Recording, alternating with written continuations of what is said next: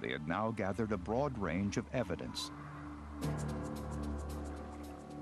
Physical similarities between the Solutrean and Clovis spear points, a similar technique used to make them, and the Cactus Hill point connecting Solutrean and Clovis in time.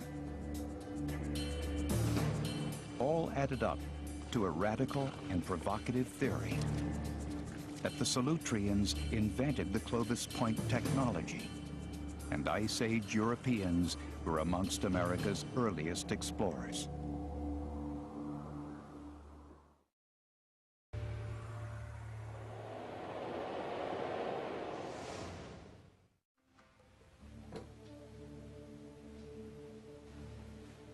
Doug Wallace takes a different approach to the mystery of the first Americans. Instead of archaeology, he's using DNA to reveal traces of ancient migrations. Stored in his lab are DNA samples of indigenous people collected from all corners of the globe. DNA is the molecule of our genetic endowment expressed in a code of 4 letters representing 4 different chemical bases. Every cell in these samples contains DNA. But Wallace studies a specific kind of DNA, not from the nucleus, which is a random mix of genes from both parents, but from the mitochondria, the cell's energy factories outside the nucleus.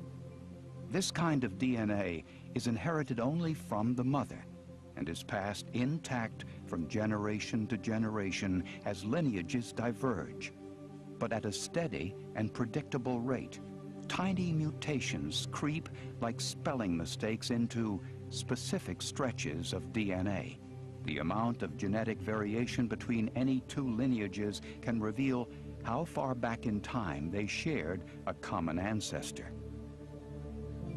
So what we've been able to do using genetic variation and comparing the genetic variation of Aboriginal populations from all the major continents of the world, we've literally been able to reconstruct the history of migration.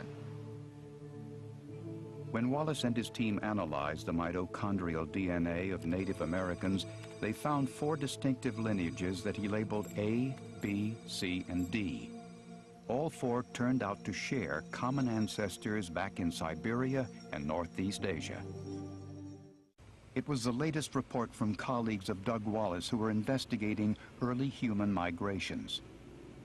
They were puzzling over mitochondrial DNA samples from a Native American tribe called the Ojibwa.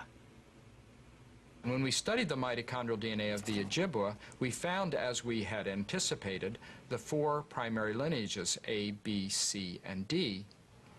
But there was about a quarter of the mitochondrial DNAs that was not A, B, C, and D. There was a 5th source of DNA of mysterious origin. They called it X, and unlike A, B, C, and D, they couldn't find it anywhere in Siberia or Eastern Asia. But it was similar to an uncommon lineage in European populations today. At first, they thought it must be the result of interracial breeding within the last 500 years, sometime after Columbus. We naturally assumed that perhaps there had been European recent mixture with the Ojibwa tribe, and that some European women had married into the Ojibwa tribe and contributed their mitochondrial DNAs. But that assumption proved wrong.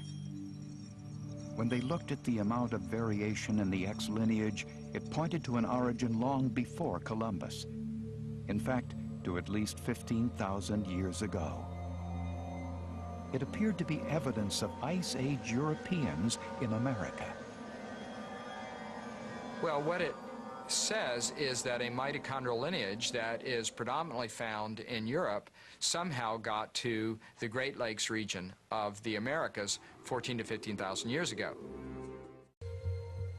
With Clovis first in ruins and the Solutrean theory still hotly contested, now archaeologists must pull together their discoveries into an all-encompassing new theory of the peopling of the Americas.